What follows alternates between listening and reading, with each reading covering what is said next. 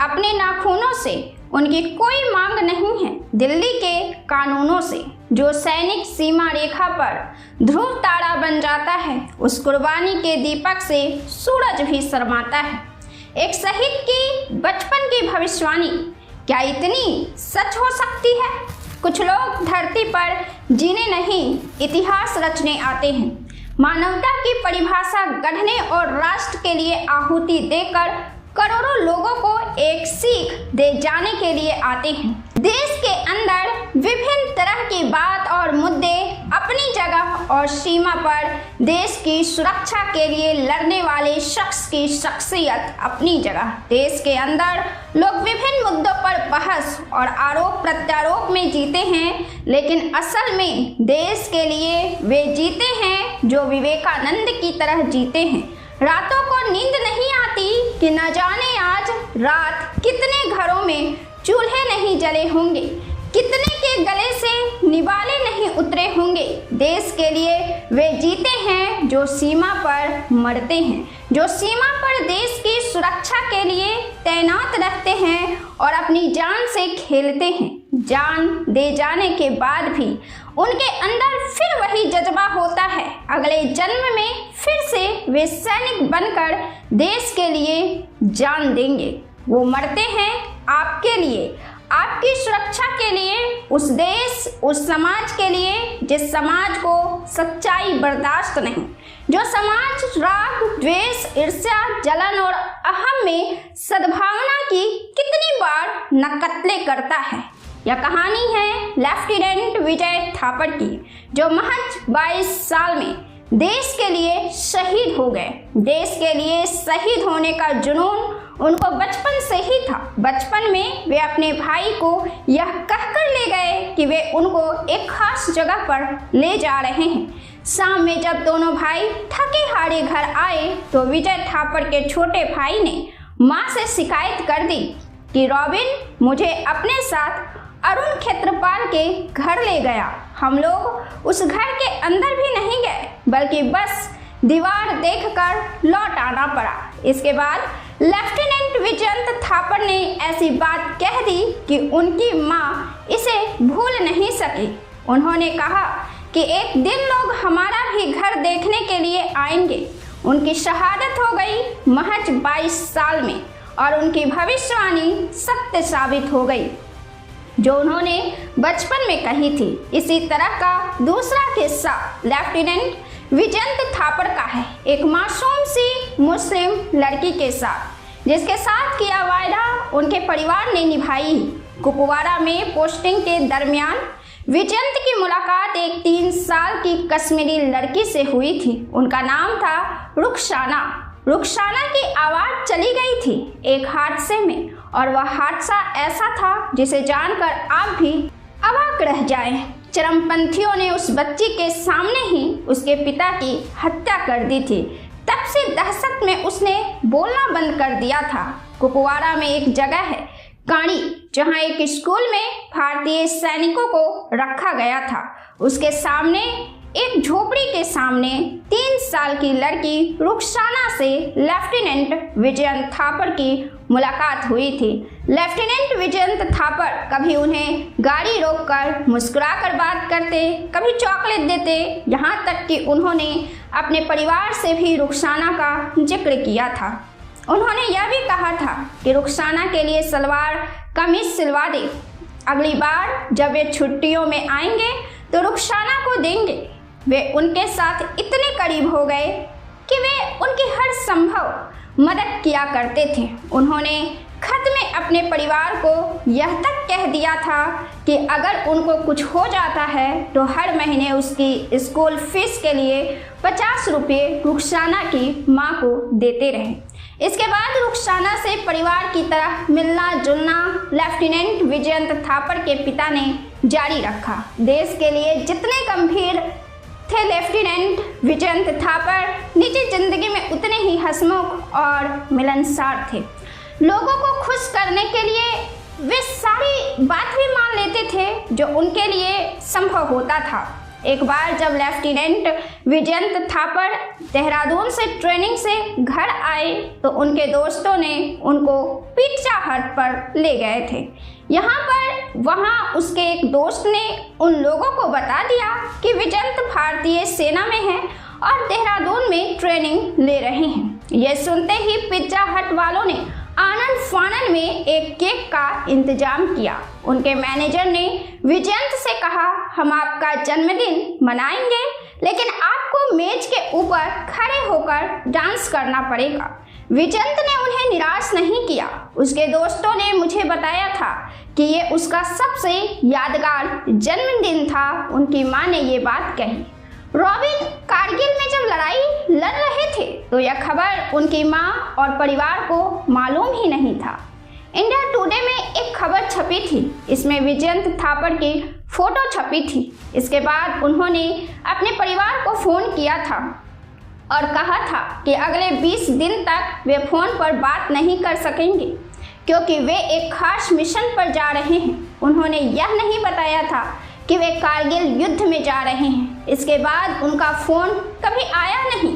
ये तो उनके नाम का एक कॉल जिसने परिवार को यह सूचना दी कि उनकी शहादत हो गई है।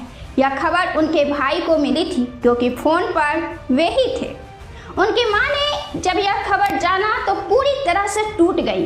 22 साल का बेटा किसी मां की गोद सूनी कर जाए तो उस मां पर क्या बीतेगी। विजयंत थापर बेहद खूबसूरत थे, इतने कि आप उन्हें देख ले तो शायद आप भी न भूल पाए। उनके चेहरे पर एक अजीब सी शांति थी, एक ऐसी शांति जिससे मौत भी घबरा जाए।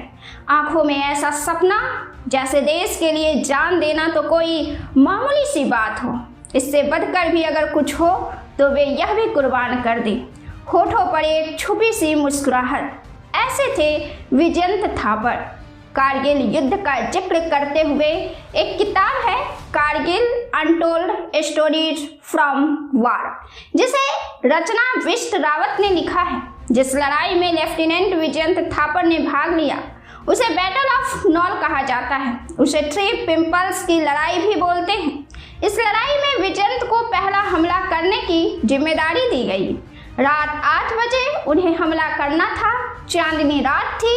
ये हमला करने के लिए जमा हो रहे थे कि पाकिस्तानियों ने इन्हें देख लिया। कर्नल वीरेंद्र थापर याद करते हैं, भारतीय सैनिकों ने हमला करने के लिए करीब 100 तोपों का सहारा लिया। पाकिस्तानियों ने उसका उतना ही कड़ा जवाब दिया। पाकिस्तानियों का एक गोला विजयंत के सहायक या बड़ी जगमल सिंह को लगा और वो वहीं पर शहीद हो गए। विजयंत पर उसका इतना बुरा असर पड़ा था कि कुछ देर तक वो यूं ही बैठे रहे। फिर उन्होंने अपनी टुकड़ी के तितर बितर हो चुके सैनिकों को इकट्ठा किया और उन्हें सुरक्षित स्थान पर ले गए। कर्नल रविंद्रनाथ ने तो ये समझा कि उनकी पूरी पलटन मारी गई है। उन्होंने उनकी जगह मेजर आचार्य और सुनायक को आगे बढ़ने का आदेश दिया। विजयंत और उनके बचे हुए साथी इस अफरा तफरी में अपना रास्ता भूल गए थे। अगले 4 घंटों तक कड़ाके की सर्दी में वो नॉल की चोटी को ढूंढने की कोशिश करते रहे। अपनी पीठ पर 20 किलो का वजन लादे विजयंत और उनके साथी आखिरकार मेजर आचार्य की टुकड़ी से मिलने में सफल रहे। वे इस युद्ध के जिक्र में कहती हैं कि नॉल पर सबसे पहले मेजर आचार्य और उनके साथी पहुंचे। थोड़ी देर में सुनायक भी वहां पहुंच गए। पीछे आ रहे विजयंत और उनके साथियों ने जब मशीन गन की आवाज सुनी तो उनके चेहरे खिल गए। विजयंत ने कहा, यही नॉल है, तेजी से आगे बढ़ो। जैसे ही ये सब ऊपर पहुंचे इन्होंने अपने आप को एक बड़ी लड़ाई के बीचों बीच पाया। सूबेदार भूपेंद्र सिंह लड़ाई का नेतृत्व कर रहे थे। विजयंत ने उन्हें देखते ही पूछा, आचार्य साहब कहाँ हैं? भूपेंद्र ने तुरंत उसका जवाब नहीं दिया। वो युवा विजयंत को लड़ाई के बीच ऐसी खबर नहीं सुनाना चाहते थे जिससे उनको धक्का लगे। 10 मिनट के बाद विजयंत के सब्र का बांध टूट गया। इस बार उन्होंने थोड़ी सख्ती से कहा, आचार्य साहब कहाँ हैं? भूपेंद्र ने जवाब दिया, साहब शहीद हो गए। ये सुनते ही विजयंत थापड़ की आंखों में आंसू आ गए। तभी उनके एक और साथी नायक आनंद को भी गोली लग गई। रत्ना बिष्ट रावत आगे बताती हैं, थापड़ का गुस्सा अब तक 7वें आसमान पर था। हाथों में अपनी AK-47 लिए विजयंत ने उड़ती गोलियों के बीच लॉस हवलदार तिलक सिंह की बगल में पोजीशन ली। थोड़ी ही देर में उन्होंने उस पाकिस्तानी चौकी पर कब्जा कर लिया। अब उनका ध्यान तीसरी चौकी पर था। वहां से उनके सैनिकों के ऊपर मशीन गन का जबरदस्त फायर आ रहा था। वो उन्हें अपने ठिकाने से बाहर नहीं आने दे रहे थे।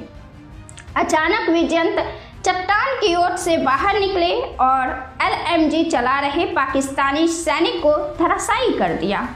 लेकिन तभी एक दूसरे पाकिस्तानी सैनिक ने उन्हें अपना निशाना बनाया।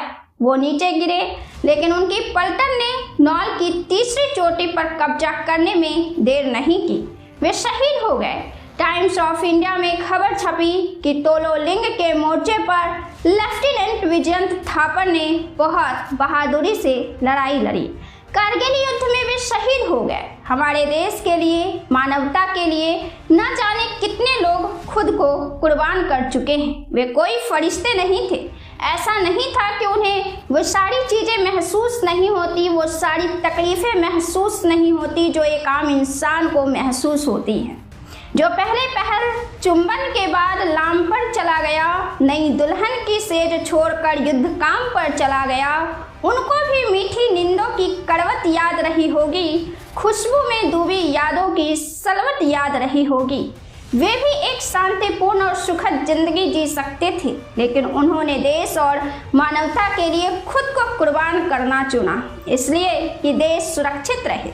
देश सुरक्षित रहने का मतलब देश के लोग सुरक्षित रहे, देश के नागरिक और जनता सुरक्षित रहे। गर्व से हिंदुस्तान का नाम लिया जाए। जिन्होंने हमारे लिए इतनी बड़ी कुर्बानी दी, क्या हम उस कुर्बानी की कद्र कर पा रहे हैं? क्या कभी आपके जहन में यह सवाल आया?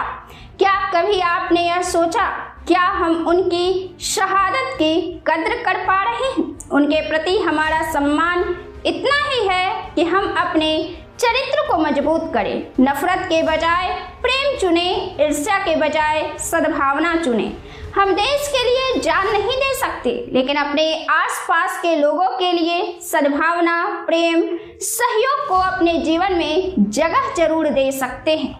यही हमारा उन लोगों के प्रति सम्मान है। एक छोटी सी कोशिश जिन्होंने हमारे लिए अपनी शहादत दी। हम उन्हें याद रखें, उन तमाम नामों को जिन्होंने देश के लिए खुद को हंसते हंसते कुर्बान कर दिया।